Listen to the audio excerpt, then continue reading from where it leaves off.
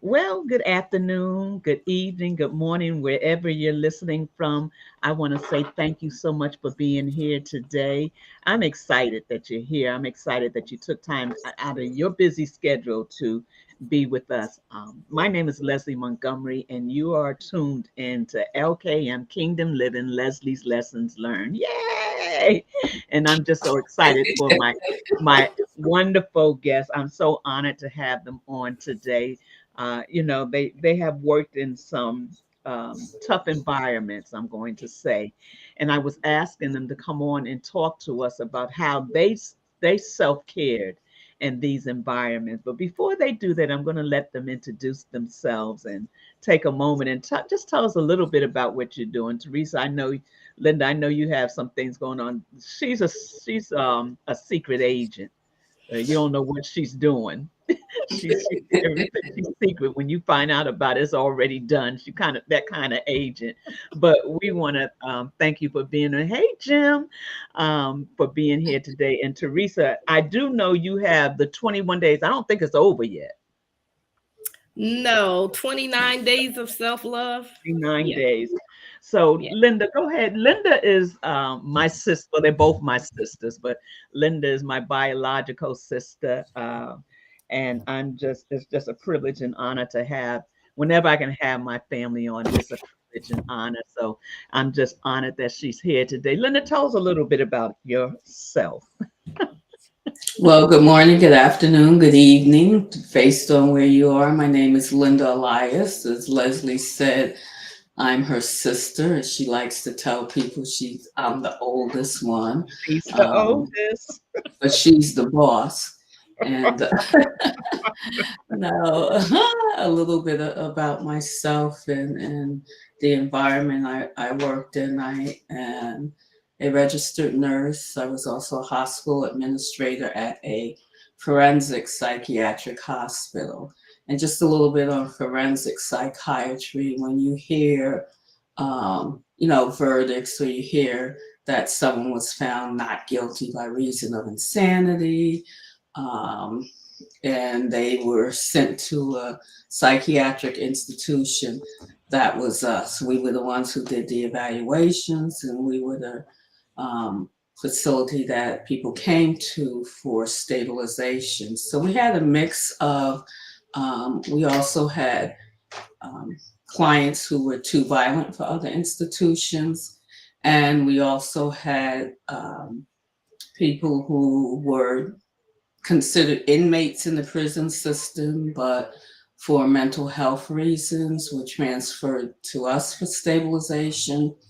And then, unfortunately, and I say unfortunately because it's a bad mix in population, we also had DD clients who would, they were at other places but became so violent they couldn't handle them. So they were also sent to us for stabilization. So that's a little bit of the background of the institution I worked. I'm also wife, mother of two adult children. I'm a co-author of an anthology called Confident Women Rise.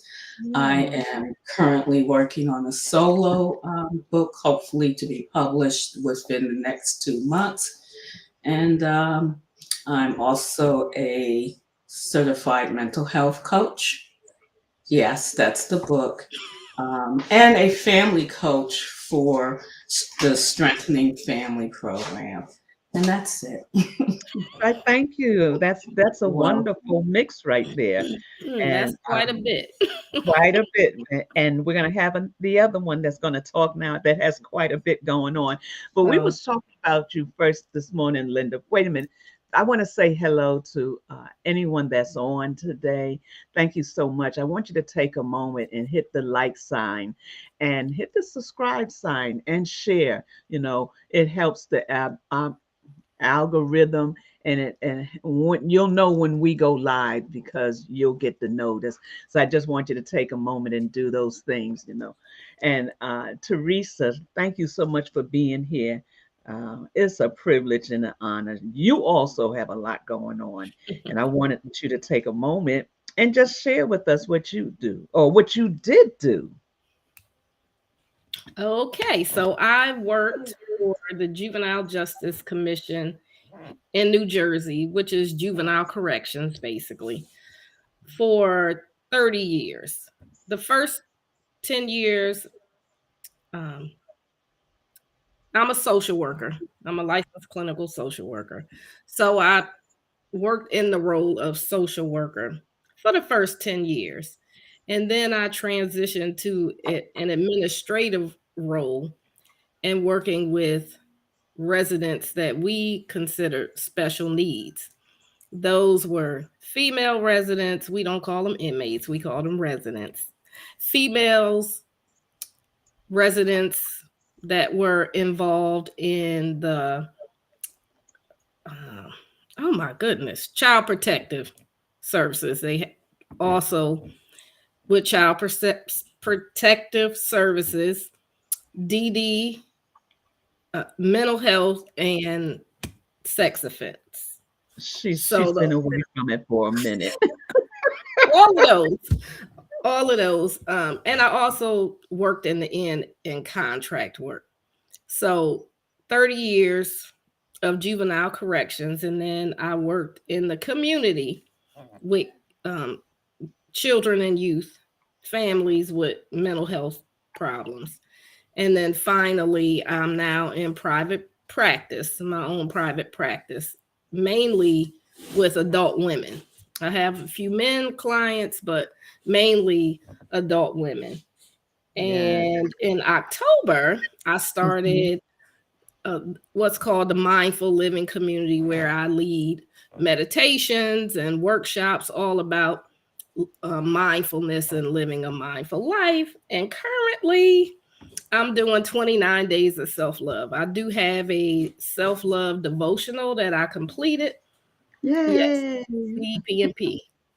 Um, that I completed. That's in the editing process, and so just in that spirit, I'm doing 29 days of self love, where I get on and talk about self love.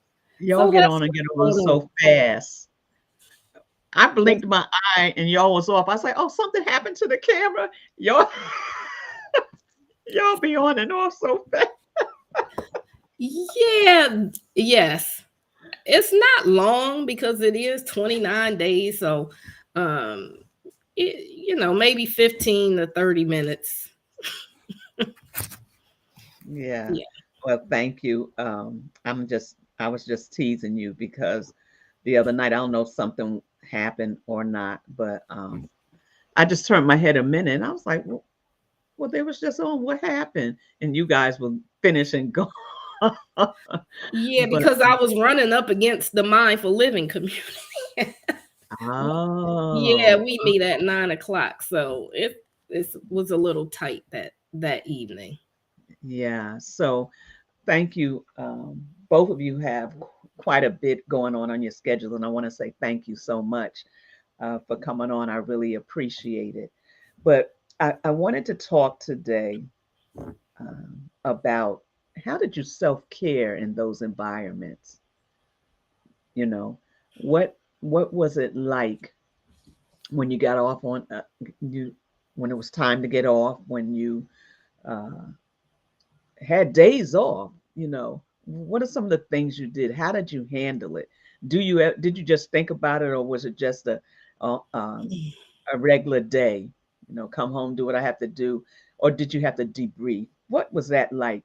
Because one of the things that I try to do on Tuesdays and Thursdays is just giving some type of self care, and Mm, there are people that are still working in those environments, and they might not know how to self care. They might not mm, know what to do when they get off, how to debrief, how to woosah and let this mhm, stuff go. Some people carry it home. I was talking to someone the other day, and their husband told them, look, when you come home, you leave that stuff at work. Don't bring it here. Because some people don't know how to turn it off. So what was that like for I don't know which one you both look like you're thinking. Let's start. I'll start with Teresa because Teresa worked with the younger women, the juvenile, and that's a whole different category than adults, even though some of the things that they do and go through are as adults, but you can't treat them like an adult. And they have a lot of more, they, I don't know if I could say they have a lot of more issues, but they have a lot of more stuff that they need to release that a lot of times they don't know how, so they act out differently, maybe. Correct. So it was a long career, and I was very young when I started. I was right out of college. And so it was different when I started working. It wasn't a real secure space. It was almost like a college campus because they had individual, we called them cottages before Oh we yeah. changed the names to housing units. And they were kids. So when they came there, in the beginning, like the first 10 years, I loved my job. And they were respectful. It wasn't being in the situation that was stressful. What was stressful was knowing their stories and where they came from and the hardships that they endured. Um, and so I was young, and so I didn't carry a lot of it with me. And I had a way of, I mean, sometimes just I would come home and it would be cold, and it's cold there, and I'm thinking about them being cold in the housing unit. But while I'm home in my warmth, Mm, but I would just speak to myself, at least they're in a protected place, at least they're um they have food, at least this officer is there that will talk to them. I just had to speak to myself and mm. comfort my own self about how they were doing. I think the most so working with the residents and working in that environment wasn't stressful for the Okay. most part for me based on their behavior. The most stress came from working with the administration and working with the staff. So Mm. even though I worked in juvenile corrections, I think how I handled working with difficult employees or managers and supervisors, everybody could probably relate to that. So, Yeah. So, um, oh wow, hey, what's wrong? I'm looking at the time. Sorry. Oh, and yeah. So, hey, Tiffany, Sydney, how you doing? Linda, what was it like for you? Because you dealt with the adults and you dealt with real criminals, and you did that for many, many years. Let me back up a minute and say hi, Jim. Hi, Sydney. And Hi, also, Sydney. That's my baby, my yeah. adult child. And thank you for having us, Leslie. Thank you for having me. Um, when I first started, I remember on right after training, right after coming out of training, one of the nurses was giving meds, and she came off the unit and she closed the door and just went, "Oh my God!" And so I was new, hadn't had the experiences yet. And she looked at me. She said, "Some days you're not even gonna know what your name is anymore." And Mm, I'm like, "Oh my goodness, what did I step into?" So in the beginning, I don't know that I did much self care. In the beginning, when I first started working there, I would go and I would anoint myself every morning before I went into work because I knew um, it was a dangerous place. When I first started, we were in the original building, which was um, we shared half of a prison. You Right. know, one half was a prison, and the other half was us. So you still had the old correctional gates with the loud noises and the clanks. So that's the first thing that kind of jars you that, oh, wait a minute, I can't just get out of here. Somebody has to let me out. Um, and then we worked in teams. So we had team support amongst each other. And part of that was you just had to have a sense of humor. So that's how we actually cared for each other during the day. But I didn't even realize that was self-care, it was survival.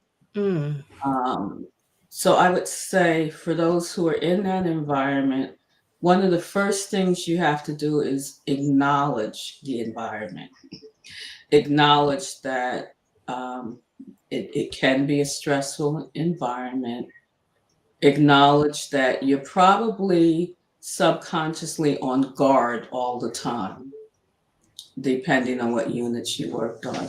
I always worked on the intensive treatment units. And the intensive treatment units were the units where we got the new admissions, and they were, the most violent, the most psychotic, the most of the most. So I protected myself by not acknowledging it, by being aware of my surroundings, but not thinking about it too much because then that would create a level of fear. And it was not an environment where you wanted to show any type of fear. Um, and I didn't realize how much stress I was under until I moved from the intensive treatment unit years into it. We were in the new building now, which was a nice, much nicer building. But I moved from there to a sex offender unit. Now the sex offender unit was um, it was more stable as far as violence was concerned because they were there for therapy and treatment in hopes of leaving and going back to the street. So, they would keep their behavior in check. So that piece of it, the calm of it helped me to realize months in that, wow, I was really a bundle of stress and I was like this all the time and didn't realize it. It's at that point that I started being more intentional about doing things for myself, whether it's watching a funny movie. I'm very careful about what I watch. Even to this day, there's certain crime shows that I just will not watch. There are some that come on and I can be sleeping and it will wake me up out of my sleep. So that I do that. There's certain things I don't do. And of course, my faith, prayer, and having my family, my church family, and David to say, you, you know, um, calm down. It's gonna be okay. Because at first I was locking doors and always looking behind. Yeah, I I can knew I imagine. knew that not everybody was behind bars, you know. Um, and then started doing things like going to get my hair done. Being consistent about going to get my hair done, or go get your nails done, just things to make you be still, and Mm. taking time to just sit, watch a movie. And sometimes I even had to remind myself to breathe. Um, and I don't know if I'm answering your question, and when I moved into the administrative part, then I could recognize the stress in other people, but it was a different kind of stress. Like Teresa said, um, the our patients are our patients. There's always so much you can do to help stabilize them, and that's what they're there for. The staff's another story. Hmm. It could be the way a staff member was treating a patient. Some, not all, had compassion. So then you have to deal with that. Having to discipline people was another level of stress, especially if it was costing somebody their job. And how I learned to deal with that is um, just even in that being compassionate and realizing by the time someone got to the point that they were being removed, that I had done everything I possibly could to help them save their job.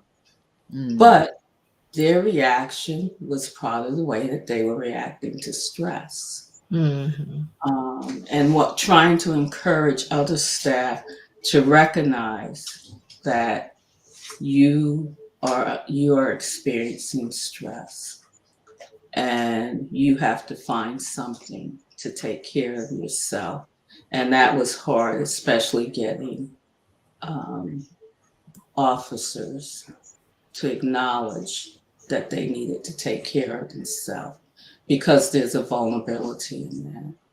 I don't know if Mm. I answered your question, because there's so many layers. It's hard. It's Yeah. hard. But personally, I say first it was my faith, acknowledging that it's there, and then taking the steps to do the things that brought me joy when I was out of the environment. Yeah. Yeah, because both of those, whether you realize it or not, both of those are high energy and high, yeah, I'm gonna say high energy positions both of you had. And um, a lot of times people don't understand or know what that really looks like. They don't know Yeah. what it is to be in that type of environment, or like you said, it wasn't until you shifted from one position or a different location that you realize the type of stress that it caused you. And you did it how many years? 25. 25 years. And Teresa, you did yours how many years you said? 30. Yeah, 30. Yeah. Hmm. So So, I was, oh, go go ahead. ahead. No, no, no, no. Go ahead. I will say that Linda worked absolutely under the most extreme circumstances. But when I think about how I took care of myself, I was very young. Um, and so I think, well, I carpooled first of all. So and I worked 50 minutes. It was a 50-minute drive to and from.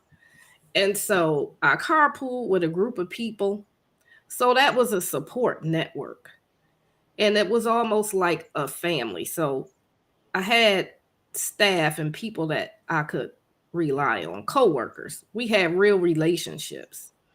And so having someone to talk to and bounce stuff off, and we would just tell stories and almost debrief, I guess, on the way home. And so a lot of the coworkers were a little older than me as well.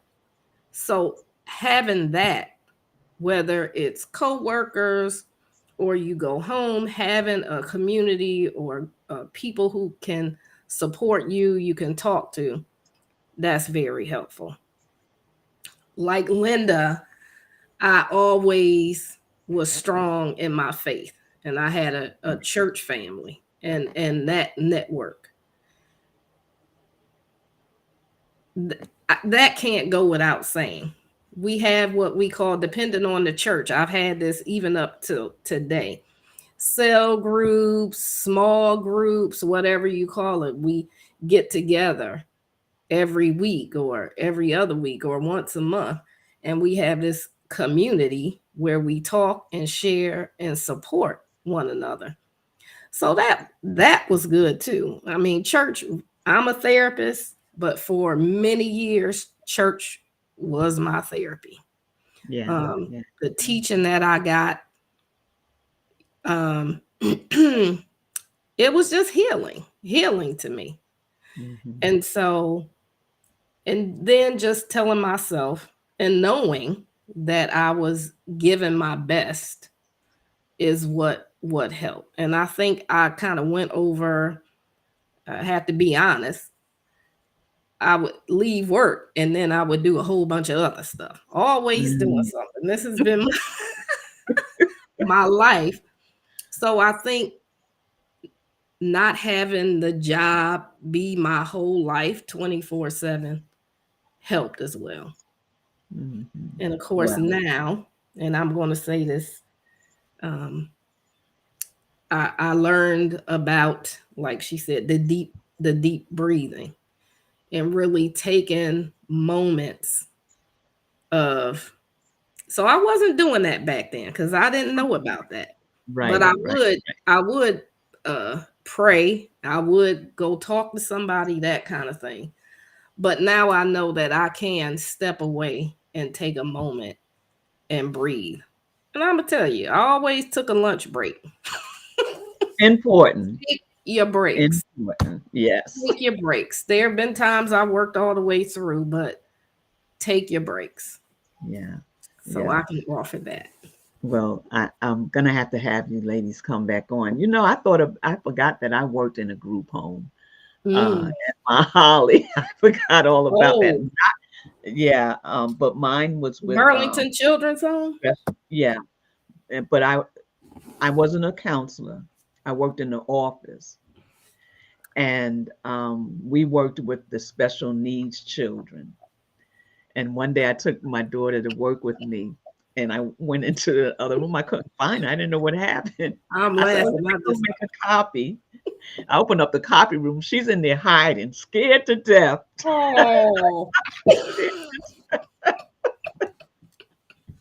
And I just thought about that, but because to even work in the office there, and you had to still deal with them. I took them to the bank, helped them with their bank accounts, took them shopping when they needed me to, but the bank, that was my role. So I still had to deal with them. I saw them act out. I saw them snap out. I have a friend that worked there, and one of the patients snapped out on her, and she ended up getting her back operated on and everything Mm, else. So, you know, mm, there's so many different forms to that now that I think about it. And I don't even know if I debriefed. I just went home and came back, and it was just another day. But uh, it's important. And it's not so much just, it's whatever environment you work in, and I'm getting ready to close.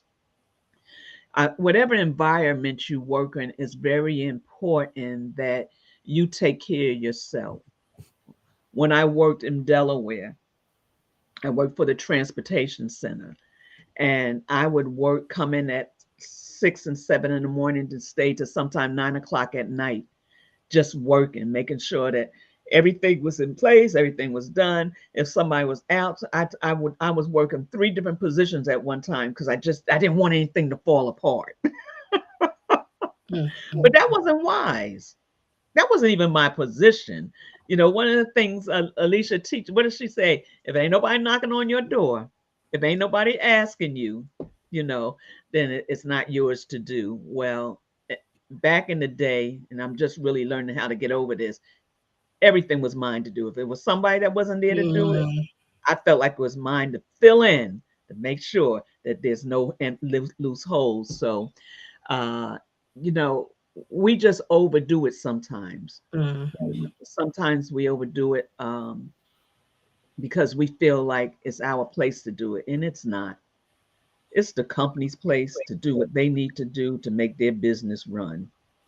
So I want to thank you guys. I know you have to go, but thank you. And I'm going to set up something that we'll come back on and talk about this more, just to talk about the relaxed part of it, which is now that both of you, are neither one are working in that environment, and how you're enjoying life, and how you're doing things other than working all the time. When I say working all the time, you don't have to go to a 9 to 5.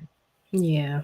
Still Uh, in the mental health field, and um, you are, you yeah. definitely have to You are. you definitely have to take care of yourself because think about the times when you may have sought out counsel. You really working with people who are at the darkest points of their life and the hardest points of their life. So it can be draining. So you emotionally. So you Yes, really have to first of all know that um, you're not a miracle worker, even though I know the miracle worker and I draw on him a lot. Um, but you definitely have to take care of yourself still. So I would love to come back and share more. thank you, thank you, thank you. Yeah, and that's a good point. And we do, um, when you're in counseling, period, whether it's mental health or not, it's Hmm. very draining. It can be. And if you don't know how to release, then you just keep carrying it, loading it, and loading it. And I'm going to, this is the last thing I'm going to say, I promise. Uh, I remember years ago a mother in the church, and she said to me, "Baby, that is not yours to carry. Let it go." Hmm. Because I Hmm. used to carry everything because I thought that was my righteousness. And she Hmm. not yours to carry, and that's one thing that we need to understand in that the field of counseling. You counsel Hmm. the person, but it's not yours to carry. We got to let it go. So thank you so much for being here. I want to thank those that were able to get on, those that are get on later, my UK, my Sweden, wherever you pop in from. I just want to say thank you now, Bye. and make sure that you hit the like sign, that you subscribe, and that you share. Until the next Let's time, I see want to Miss say thank you Thomas. for being here. I, Yeah, she said she she says thinks she she knows you. yeah, probably. I would Uh, have to see. I would have to see her, but I hope our interactions were well. well, she said from the, what did she say? She said Uh, DCPMP, which used to be called DIFUS. So uh-huh, we did work closely with with them. DCPMP on other. Burlington, she Oh, said, okay. yeah, Yeah. yeah. So yeah, we will come back and have you. Jim is our. We've known her since children. We were children, and that's how long we've known her. And thank you Mm, so much for being here today, Jim, Alfreda, Nikki. Thank you. Those are the only names I can see. Oh, and Sydney. Until we meet again, have an amazing day. Remember that you are loved. We love you. We're concerned about you. I even put Teresa's information in.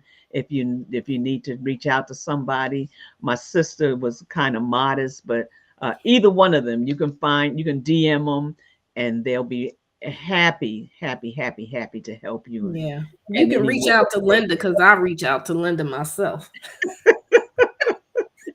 Yes. Yes, yes, yes. And I'm so glad that you were here today. And until we meet again, I want to say thank you to everybody. I love you, but Elohim loves you more. God, I can never love you the way that He loves you. So I want you to keep your Mm. head up.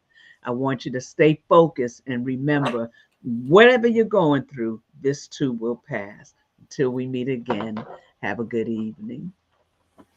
Thank Thank you. you, everyone. Good to kind of see you, Jim, and you be blessed too.